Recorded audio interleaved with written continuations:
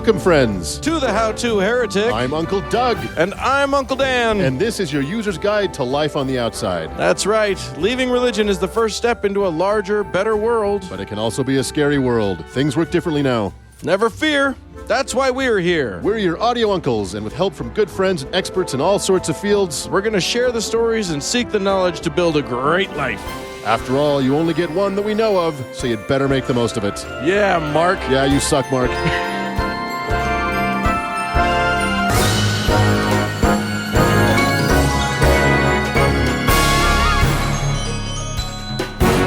Well, Uncle Doug. Uncle Dan. You are not Uncle Mark. I am not. Can you tell by the sexy voice and the nearly identical voice? Body. You guys sound almost the same all the time. I'll sound like him when I'm 15, 20 years older. I'm sure of it. Wow. We're definitely... Uncle Mark was not able to make it for this week's show. Yeah. And apparently...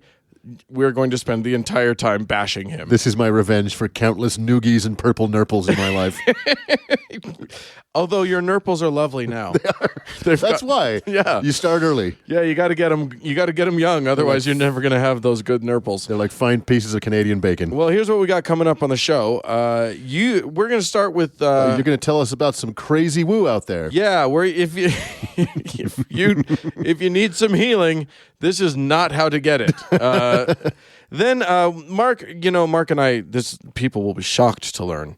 We sometimes pre-record things. What? We don't record everything straight through. See, like we present it like we do. Sometimes looking behind the curtain can be really disappointing. It is. It's very disappointing. But what isn't disappointing is that we'll have Professor Jim on to tell us about some cognitive thinking, some better ways to think. And then I'm going to tell us about a family with some particularly dubious values. Yes, indeed. Those, yeah, exactly. Murder being the weirdest of them. Among many, but certainly the bloodiest. It seems like that's not a great family value, but maybe we'll see. We'll get into it. The family that stabs together.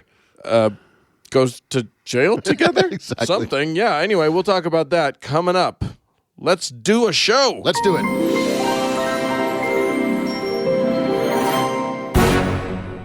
Uncle Dan? Uh-huh. There's some strange stuff in this world of ours. Well, yes. And I have an itching. Yeah? I'd like to know more about stuff that I just don't care about. Right, well, stuff, here's what we're going to tell you. I'm going to guide you through stuff that will heal your body. I feel my third eye opening. Yeah, you should. You should. We're gonna get into some woo. Love me some woo. This week on Watch Out for Woo, there are lots of different versions of this, but I found a delightful little faith healer that we're going to talk about. Because this faith healer, there's psychic surgeons, there's all kinds of faith healers out there. There's guys that do big revivals and they'll cure that lady's bad leg and arthritis, right? And this guy's headaches and whatever. Oh no, this guy specializes. Ooh. Today we're going to talk about Dr. Willard Fuller. Really? Yes. That sounds like a fake name. It does sound like a fake name. He was born in the 30s, I think. Where's his stuff? Here we go. He was born. In 1915. Sorry, but he went to school in the 30s. He went and eventually graduated. He got some degrees in things like engineering and whatever, but eventually got a theology degree. Oh, that's all you need. That's all you need from Southern Baptist Theology Seminary. So now he's a Baptist preacher, and he's going to be going out there and doing the good word. But he is somewhat dissatisfied with just your basic run-of-the-mill Baptistism. Is it Baptistry? the money? No. Well, not according to him. This whole, he was like a hellfire and brimstone type of minister all through the 50s. And then in the late 50s, he had an event. Oh. He apparently became very ill. And as so many of these accounts put it, Western medicine failed him. Right. Anytime anyone uses the word Western in front of the word medicine, woo is nearby. Turn and run. There is woo around you. Take 2 aspirin and put 1 in each ear. Right. Indeed. So he's got this illness. He decides to go into the forest for a 3-day fast. Oh, God. No food, no water, and all meditation. Because that's what a doctor never says. You're sick.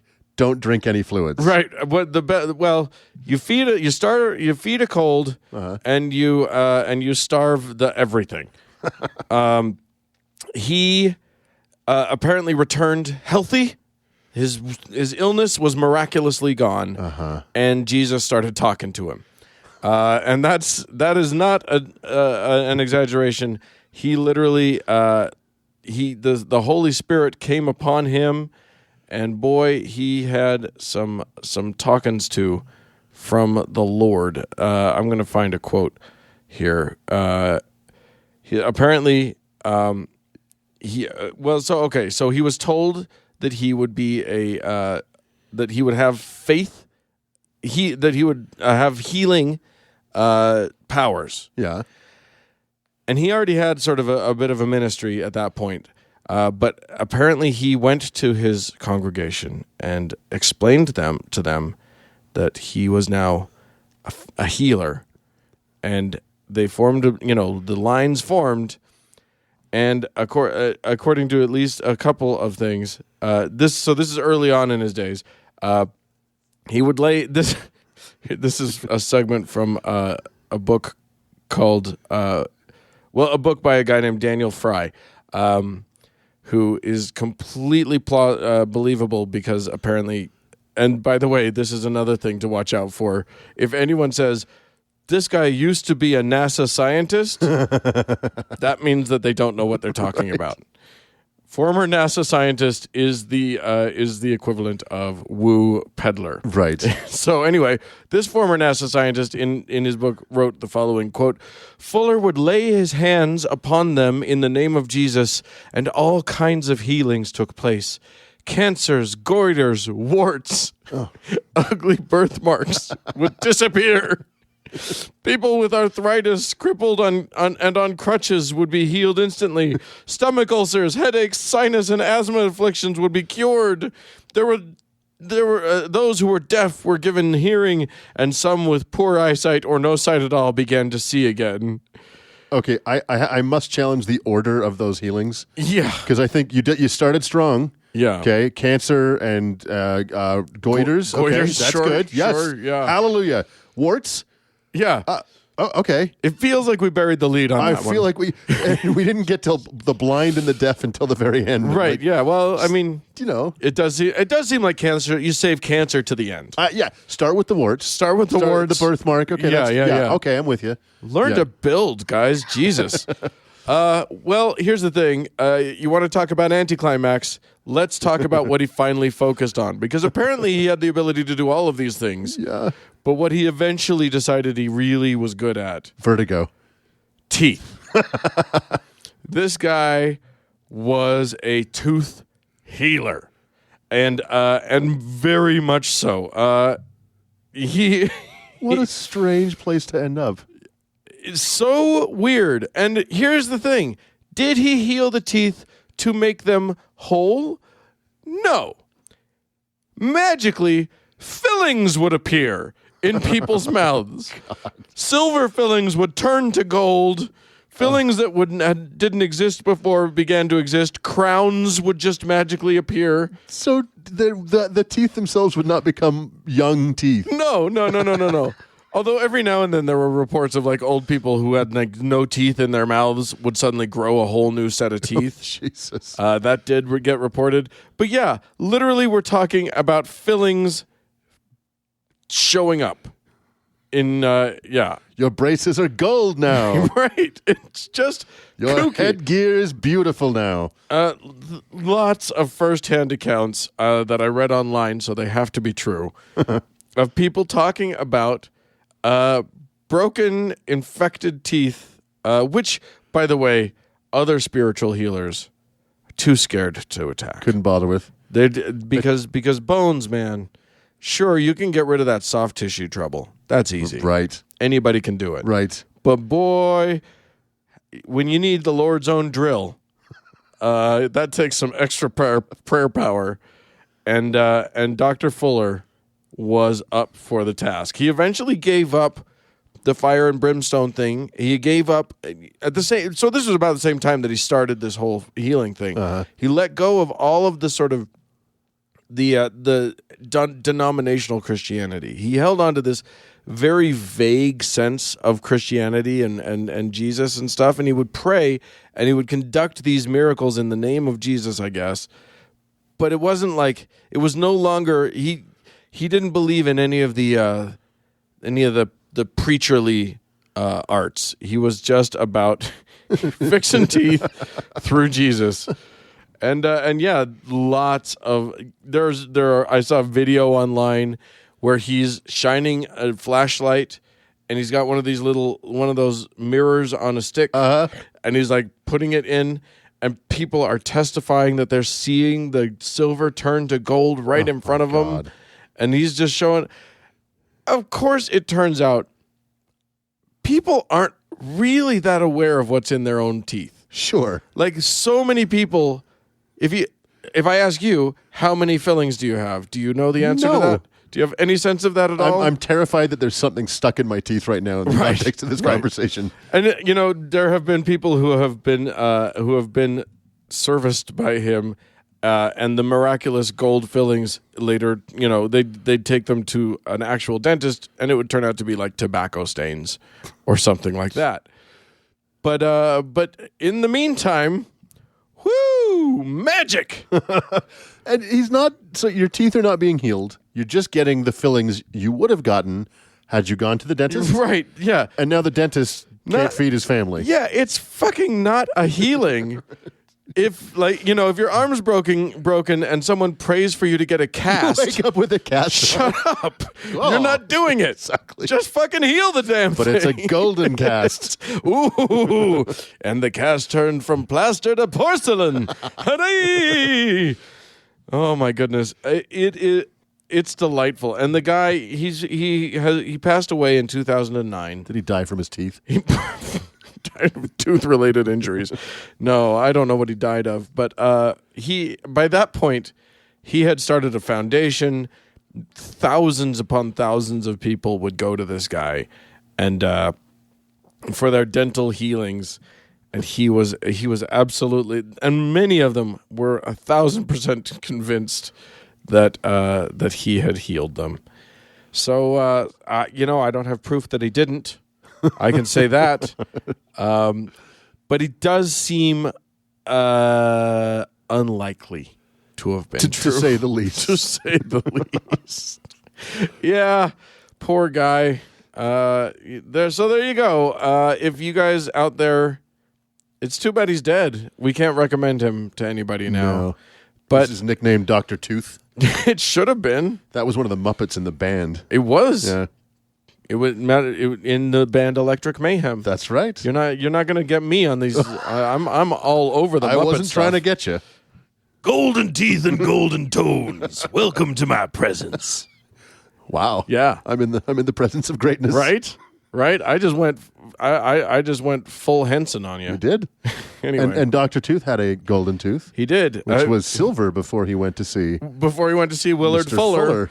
So there you go. Next time someone needs some help, send them to. And by the way, this guy, if you look up pictures of him, I'm going to show you. He looked no! like sort of like that's not what I expected at all. Yeah. By the time he was kind of in his older years, he looked like Willie Nelson had a baby with Santa Claus. Yeah, or something. he looks like Richard Branson didn't have any money. But a full set of nice teeth in that nice mouth. Teeth. Probably fake. Anyway, there you go. Watch out for Woo, kids. It's out there. It'll get you. Moving on.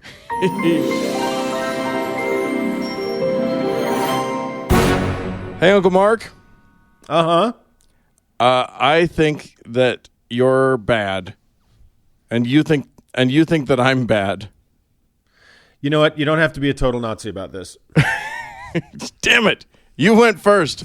I was going to dive in with that. Oh, I thought there's laws about these things, there are laws. Yeah, or there ought to be a law. there ought. Maybe that's what we should call this segment. There ought to be a law. There ought to be a law, and we'll just yell at the kids with their hippity hop pants around their butts. Get off of our lawn. Or we'll just goose step them off the lawn. So to talk about the law that there ought to be, we've brought in our friend, resident expert on smart stuff, Professor Jim. Gentlemen, Hey, how's it going, Jim? doing well. Good.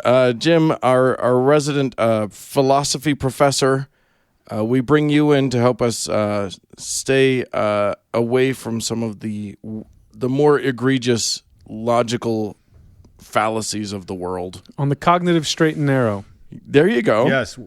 I like it. So what are we going to be cognating today? Well, you guys already started it just wonderfully. This might come as a bit of a shock, but according to my sources, these are my online sources, we are surrounded by Nazis. It's not just the two of you, actually. They're everywhere. Oh, my gosh. Yeah. So I just, for instance, there is a state representative in Kansas who has gone on record saying that Planned Parenthood are Nazis. Oh, okay. Okay. Yeah, for sure. For sure. That's an easy one. There is a councilwoman in New Jersey who's made it very clear that Democrats are Nazis. Oh, all of them. All of them. Okay. Right. Yeah. Fair enough. This was, on Facebook. Yeah. You might remember the former presidential candidate Howard Dean. Yeah. Yes. That's the one. He's now made it very clear Trump supporters are Nazis. Okay. Good. Excellent. And I've also heard from one other source, Republicans are Nazis. Okay. So is there anyone we haven't covered in these United States? No, I of think America? it's basically we're all Nazis. Okay. And that's the problem, right? This is Right. This is the world that we live in that generates something that's been called Godwin's law. Oh. And so this was an observation that a guy named Mike Godwin made in 1990. And the law is this: the longer a discussion proceeds, particularly in the domain of online discussions, the chances that someone will invoke Nazis or Hitler goes to 1, goes to certainty. Okay. So it's essentially, as time goes on, it's inevitable someone is going to invoke Hitler or the Nazis. Right. And you can play games with this, right? Some people have said that the first person in the argument to invoke Hitler or the Nazis loses. Yeah, I've heard it said Phrased that that way. way. Yeah. Yeah.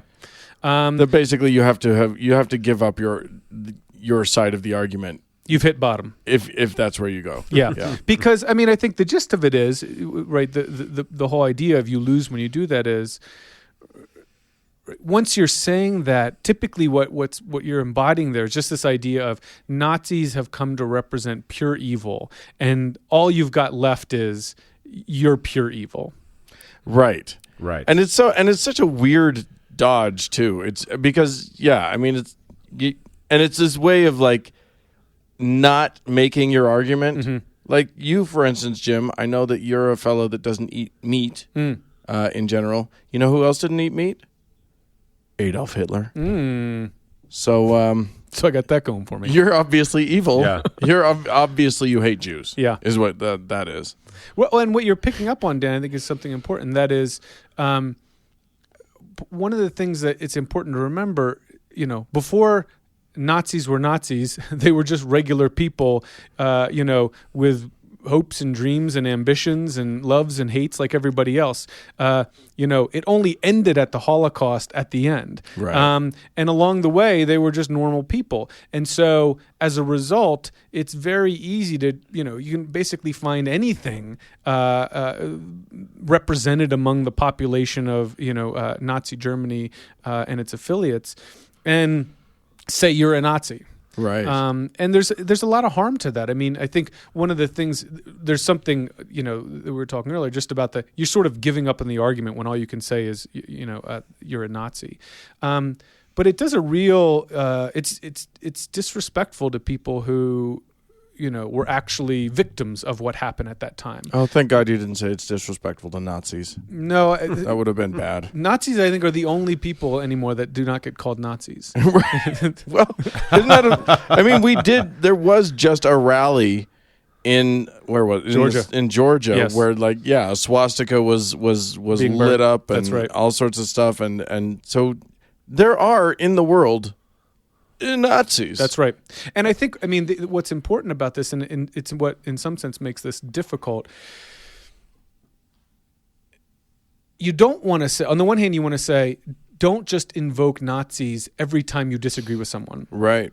On the other Right. hand, you don't want to say it's never okay to invoke Nazis, right? Because Right. it, to the extent that you want to draw on history and awful things that have happened in the past to inform how we go about what we're doing in the present, that's a helpful case study to keep in mind.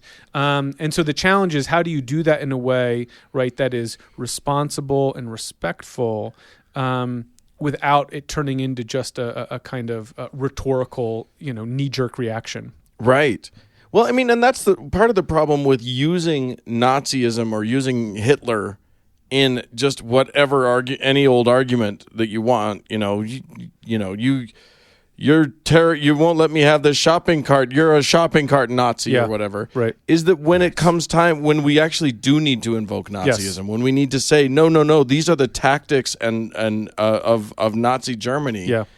The word is devoid of any actual substance. And people are calling Godwin's law on you when you're like, Right. No, this is very important stuff we need to be talking about right now. Right.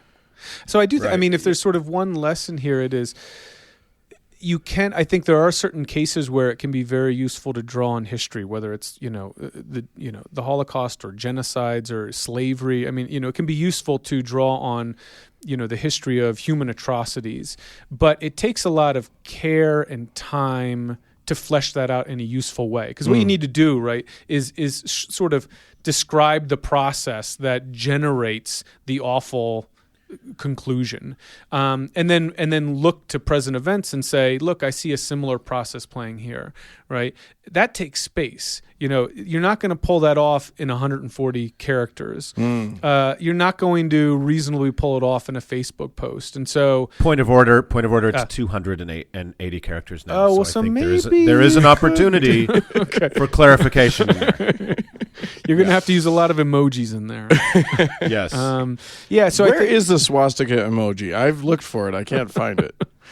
So my advice is, if you're ever online, mind Godwin's law, because it's unlikely that you're gonna be able to deploy that point in both a respectful way and in a reasonable, convincing way. If you're interested in writing an op-ed or talking with someone about history and how past history bears on the present, that could play out over a conversation, but it takes time and it takes space and it takes a level head.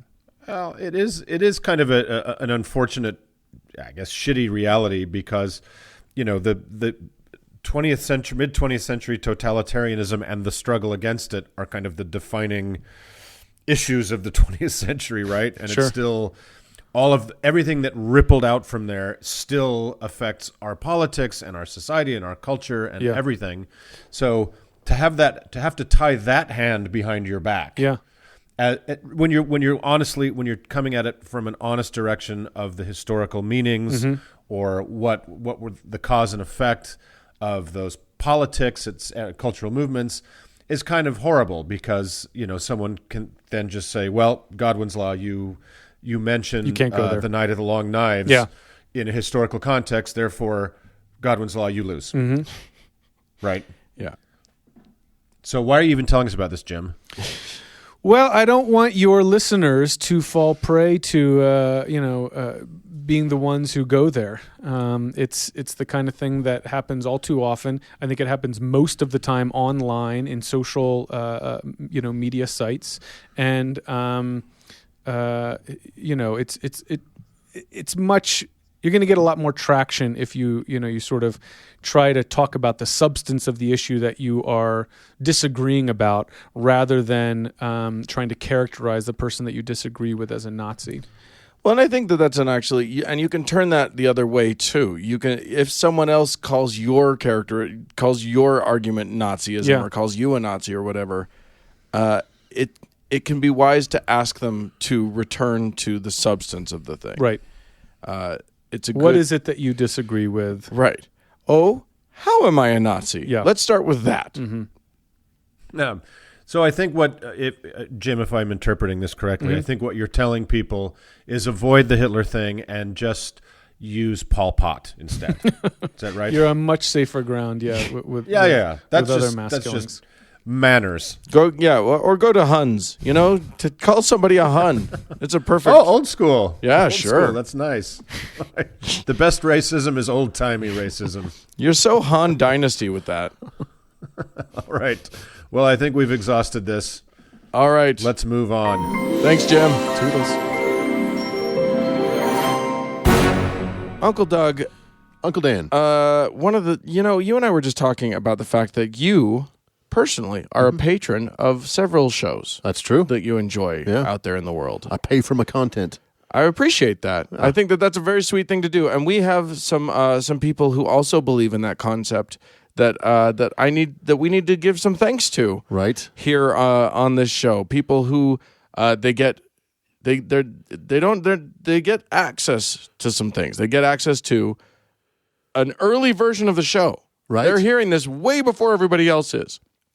And by way, I mean Sometimes months. multiple days before the unwashed masses get this show. And there is going to be bonus content. I keep promising that. I really need to follow through on that. I'm really awful.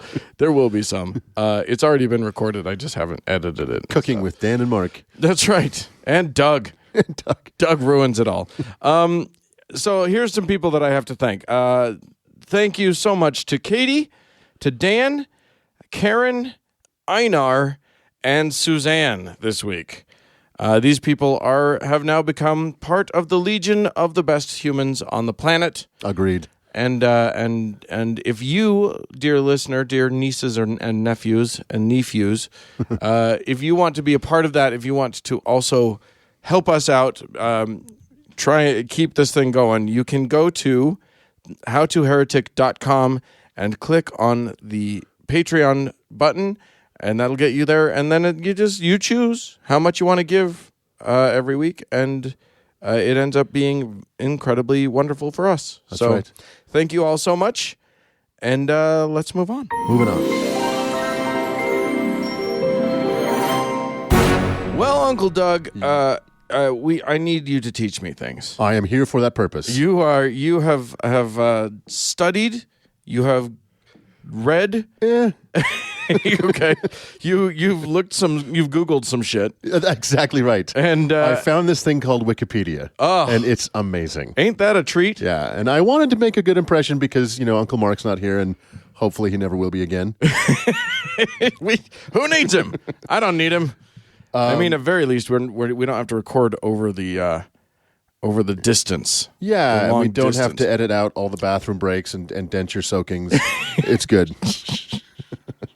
Oh, that man is not here to defend himself. He's not, because we're on the second floor. He'd never make it. Oh, he's so old. Boom, baby, boom. Well, technically, you're now the old one on the show. Then That's Uh-oh. damn. Uh-oh. All right, what are you going to tell us about? Well, I thought I'd take us to a different time and place to meet the Manson family.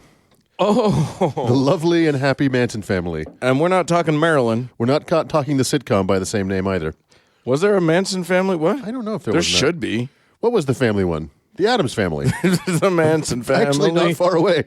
Pretty close. Yeah. So I'm going to take us back to 1934 to the birth of one Charles Manson, who was born originally Charles Millis, Milles. I don't know if it's Millis or Miles. Oh. Charles Millis Maddox. Maddox? And he wasn't a Manson? He wasn't a Manson. His mother's maiden name was Manson, which he eventually took on, but he was born officially on the documentation as Maddox. Okay. And this guy was born in 1934 in Cincinnati, Ohio. Now, the first section of this man's life is it really is a life in 3 acts. Okay. One is a litany of crimes. of a kind of minor degree. Okay. The second is a litany of crimes of an excessive degree. Sure. And then a long prison sentence. Right. So it's not a happy story in any of the parts. But he was born to a 16-year-old unmarried mother. He probably never met his actual father. His stepfather called himself Colonel Walker Henderson Scott Sr. Oh, wow. The colonel was simultaneously a con man and not a colonel.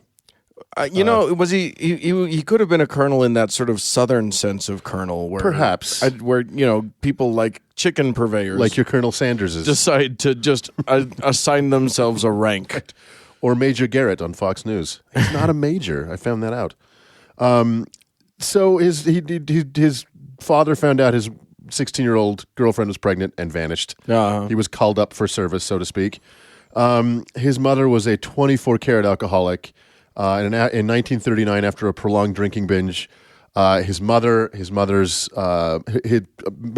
uncle, his mother's brother, and his girlfriend attempted to rob a friend of theirs they thought was wealthy, and were incompetent, got caught. She was given house arrest because of the child. His aunt and his uncle and girlfriend went away for the rest of his life. I never really saw them again. So this was kind of the pattern that would mark the early life of Charles Manson. Was an astounding amount of petty crimes. Sure. I mean, I couldn't, if I wrote the list, it would be more than 3 or 4 pages long. Wow. Of just petty crimes, theft. I do. If nothing else, let the lesson of this story be, listeners, find out beforehand if your friend is wealthy, if you're going to rob them. That is the moral of the story. We could end the segment right now. At very least, be sure about their wealth. Don't just go in there thinking maybe they got some money. Right. Bite the gold coin. That's how you know. Manson was sent to a Catholic school for troubled youth. He escaped. He began committing petty crimes. He robbed stores at night to pay for an apartment. He was caught and sent to a facility called Boys Town, where he and another boy broke out, stole a car and a gun, went on a spree. He was caught again and sentenced to a more serious youth facility. All of this before he was 13 years old. Holy shit. Holy shit. That's boy, that is a 1970s coming of age movie right there. What's the merit badge for crime spree? Right. He bounced around a bunch of youth prisons, and in that time he developed what he called the insanity game, where he would flail his arms wildly and screech and groan when he was outmatched physically by older, more dangerous boys. Okay. So it was kind of his way of, avoiding a fight, confusing his enemy. Right. And he would come to use that later in life. Well, yeah, it seems like he became like expert level at the insanity game. Exactly. So when I was a very young boy, I used a similar game to escape my older brother's privations. I called it going limp. Okay. And I would just give up, fall limply upon the floor, and they would just tire of punching me for a while. Little baby dog. That's right. I'm so sorry. It worked like a charm. Yeah. And one of those older brothers used to host this show. Before he was kicked off for being a dick. The day before the statute of limitations ran out. As you might expect, things got worse. In 1952, Manson was caught raping another inmate with a knife. Oh, my God. Not with a knife, but at knife point. At knife point, There's a right. distinction. He held the person, he compelled them with a knife. Compelled them with a knife. He also committed various other offenses in prison, which at the time included homosexuality and other violent offenses. He did eventually get out of prison and got married, but unsurprisingly found his way back to prison, leaving his pregnant wife alone. When she took up with another man, he became enraged and tried to escape from prison 2 weeks before he was supposed to be released. Oh, my God. And so he was sentenced to another 5 years. In 1958, he got out of prison and immediately fell back into theft, pimping underage girls, and passing bad checks. He remarried another young girl who, along with another girl, he was pimping across state lines and in Mexico, which is a federal crime. Yeah, well. Leading to his arrest and a 10-year sentence. I like that you talk about, well, that one was a federal crime, as though he's, seems to care about the law exactly. in any way. Well, the only distinction is, and you read this litany of his crimes, you're like, how the hell did this guy keep getting out or not getting incarcerated? The laws were a little, I don't know if we need to call them lax or kinder at the time, but the distinction was the federal crimes carried much higher sentences. So all of his prison time was mostly on the back of his federal crimes. Okay. So he in prison after his 10-year sentence for pimping, he learned to play the steel guitar, which would come in very handy in his later life. And he also dabbled in Scientology. Oh, wow. What could go wrong? No, nothing. By the time his sentence was up in 1967, he had spent half of his life in prison, and he actually asked if he could stay. At this point, he's like, you know what? I'm going to be back here anyway. Right. You might as well just save the. We don't need to go fees. through all of the nonsense. Let's just, you guys feed me 3 squares a day, and we'll call it good. Exactly. Ironically, he was denied that motion and was kicked out of prison. At that point, he moved to Berkeley and began playing the steel guitar on the street and begging for money, and that's kind of how he started to fund his lifestyle. I wouldn't say he was a reformed person, but he found a different avenue for his for income. Yeah, sure. He met a young woman named Mary Bruner and moved in with her, and before long, he had 18 women living with him in that apartment. Now, damn, that is an effective fella. there is a mystery to this story that no one has been able to fully understand up until now, is his ability to ensnarl young women. Yeah. There's something to be said for the fact that he was doing this in literally the summer of love in 1967. Sure. In the Haight-Ashbury district, which would be ground zero for ensnarling young women. Right. In probably all time. But he had a way of, men and women, but particularly women, of bringing them under his spell that psychologists and writers have puzzled over ever since. And pickup artists the world over. Pickup art, exactly. Mind Freak has done many deep dives into this. What's that guy's name? Is he a pickup artist? Chris Angel. Oh, really? Is he a pickup artist? I don't know. He should be. Yeah, well, I mean, he can pick himself up off the ground. His group grew, indulged in the hippie lifestyle. They took road trips around the West. They had a lot of sexy time, and they did a lot of drugs. Yes. Manson had another baby, thought to be his third by as many women at that time. It is unknown, actually, how many sons or daughters he had. Some. More than a few. He had some. He had some. It was at this time that, by a very weird circumstance, they fell in with Dennis Wilson of Beach Boys fame. Oh, sure. Yeah, they basically, he met a couple of Manson's girls, and Manson kind of used them to shoehorn himself into this guy's life. I mean, here's the thing. You said his name was Dennis Wilson? Yeah. When your brother Brian is a little loopy, Right. you seek refuge in the sanity that is Charles Manson. Clearly, it's like, oh my God, a sane person, finally. Finally. So the Manson family kind of entered Dennis Wilson's life. They didn't take over his house, but they might as well have. Sure. They burned his car at one point accidentally. Friends like these. Yeah. Then again, you bring enough women into it, it could be a good trade-off. You And never know. he used these young women as currency, essentially, Yeah. a lot. And by all accounts, including their own, it was not coercive. Right. And because many of them spoke on the record subsequent to what happened next. Sure. They moved into a couple ranches in California. The family did.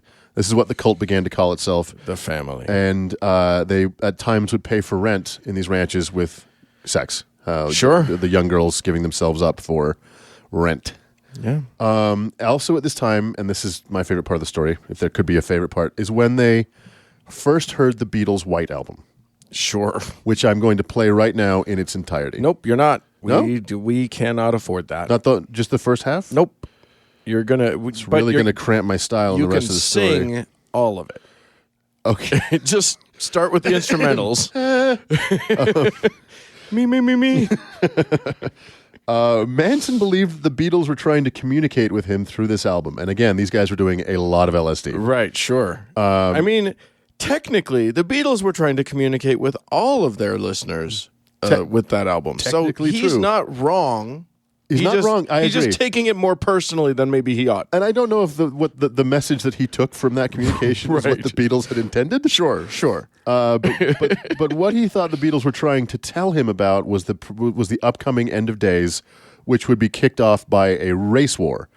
which he called Helter Skelter after the Beatles song, which I will now play for you in its entirety. We will not be listening to any. This is really hard. Nieces and nephews, you can go and find these on your audio devices of choice and listen in your own time. Okay. I mean, you're really missing out on this part of the story, but that's okay. They even believe the song Blackbird was a direct communication to Charles Manson that now is the time to try and spark the race war. I will now play the song Blackbird in its entirety. Okay, I'll allow it. This time I'll allow it. Which, if you have heard that song, it is one of the most sweet, calm. It couldn't possibly be interpreted as "let's start a race war." Exactly. It's just a very nice, pleasant song. It's and so anyway, there's a couple lines in that about take these broken wings and learn to fly. That he's like, So again, a lot of LSD. Yeah. Well, and also clearly, as we'll continue to learn, he's got a real mind for this stuff.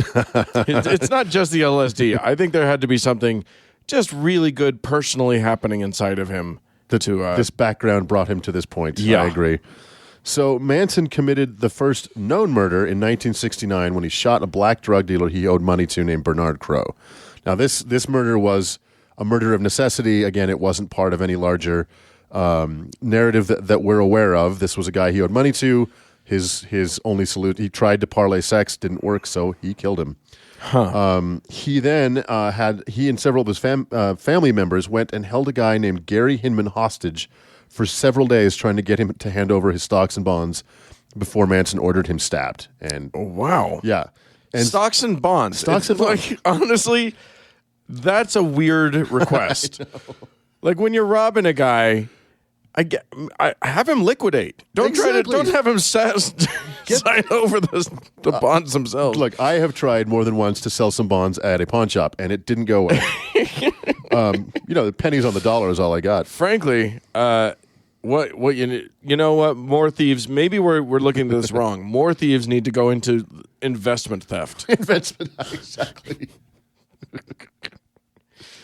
Oh.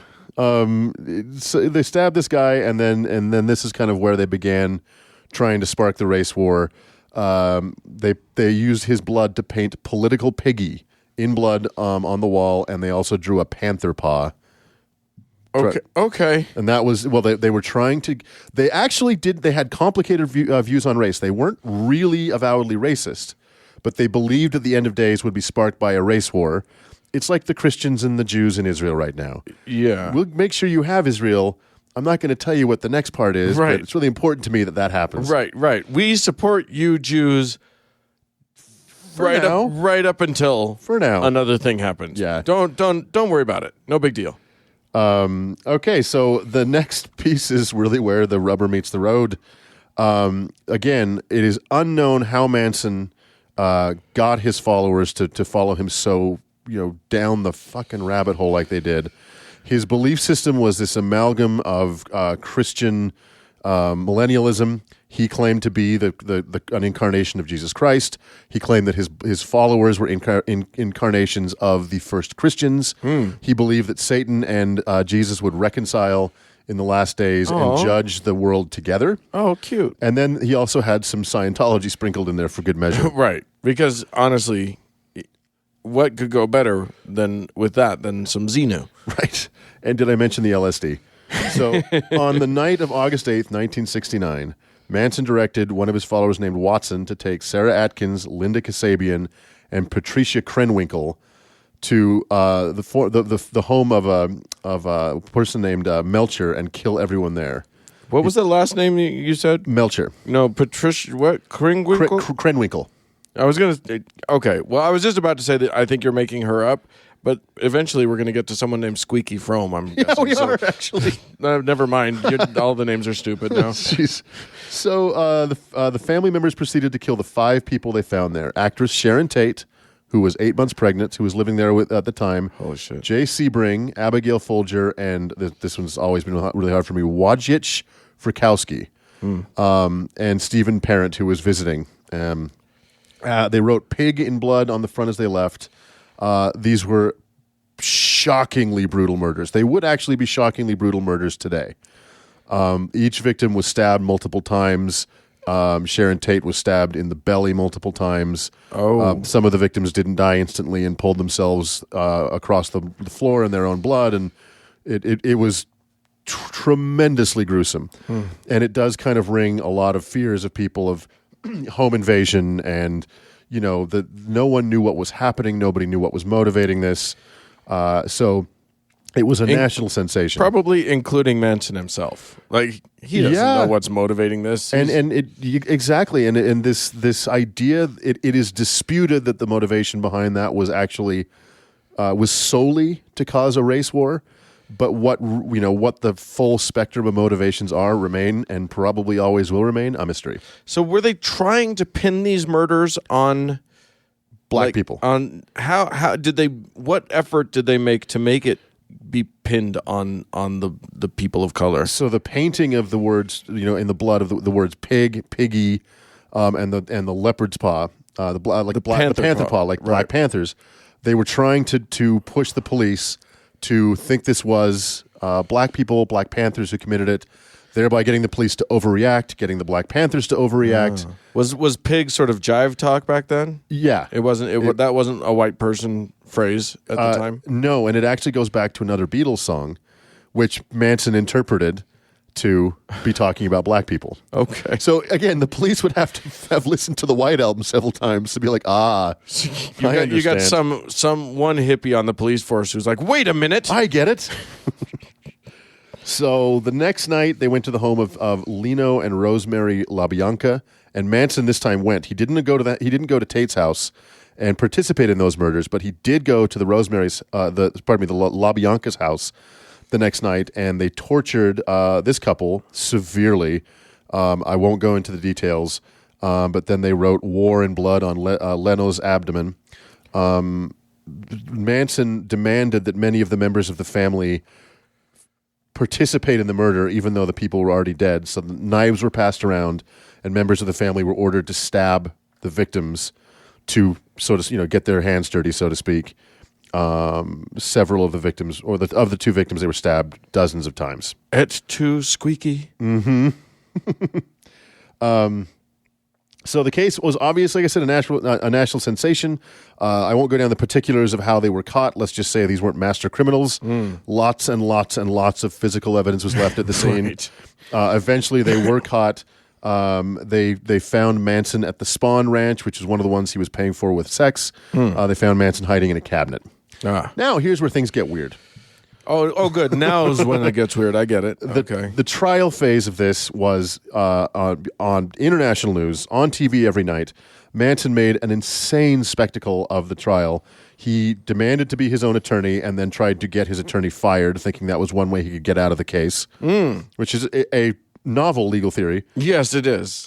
He showed up one day with an X carved in his head, which over time he turned into a swastika. I do. Yeah, I remember that. A group of his female followers, the ones who had not been arrested for participating in the murders, began showing up at the trial every day, mimicking anything he did. They shaved their heads. They carved X's into their heads too.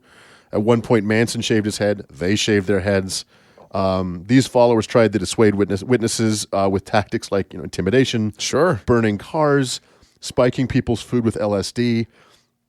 I would be relatively intimidated by that crew. These were scary people. Manson tried to cause a mistrial several times by flashing newspapers at the jury.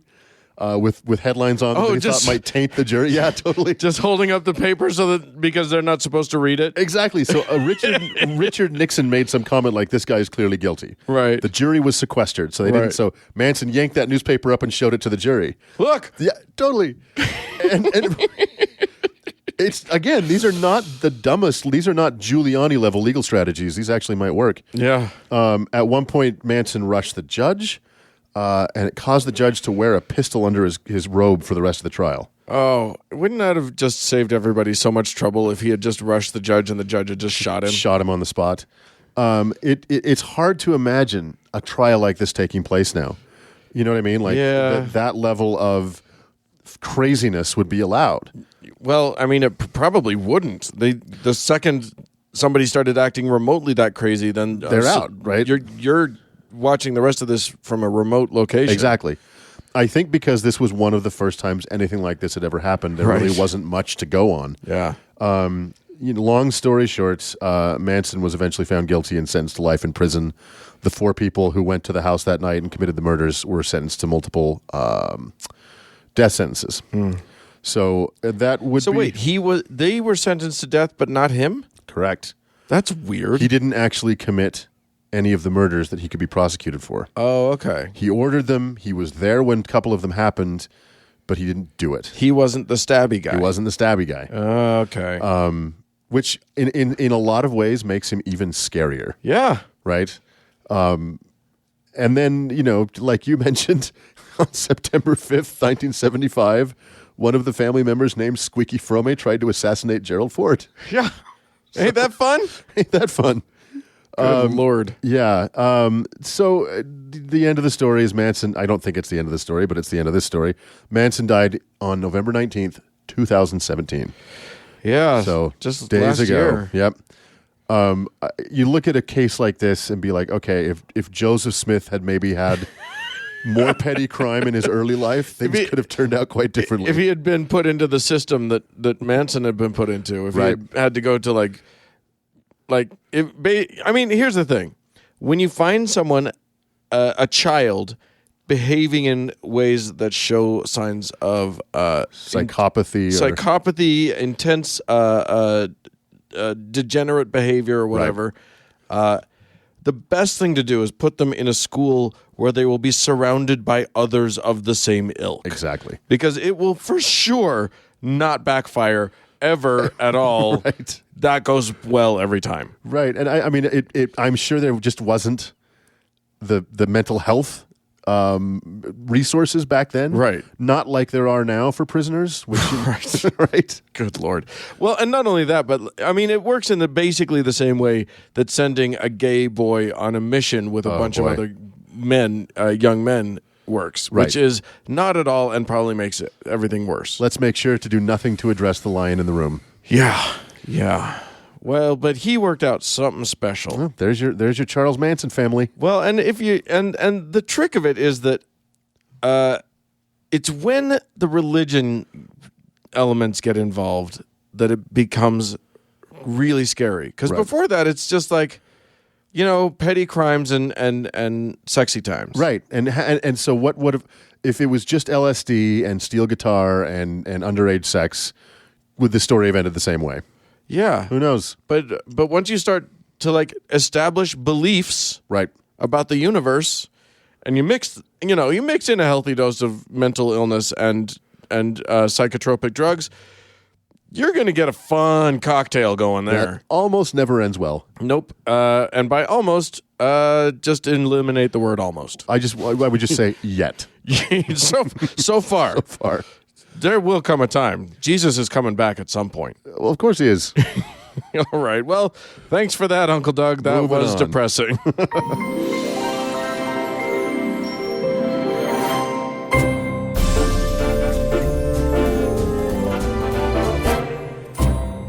Well, friends, that's it for this week's show. Hey, we'd love to hear from you guys. Please feel free to send us an email, howto@howtoheretic.com. Or leave us a voicemail at 903-88-HOW-TO. That's 903-884-9686. Also Twitter. Yeah. Mark's on the Twitter. You can tattle on how mean Doug was. Hashtag no more Mark. That's at howtoheretic, I think. Right. Thanks to all of our patrons again, one more time. And thanks to Cody Layton for editing this show. And thank you, everybody, for tuning in. Hashtag no more Mark. Bye, friends. Bye.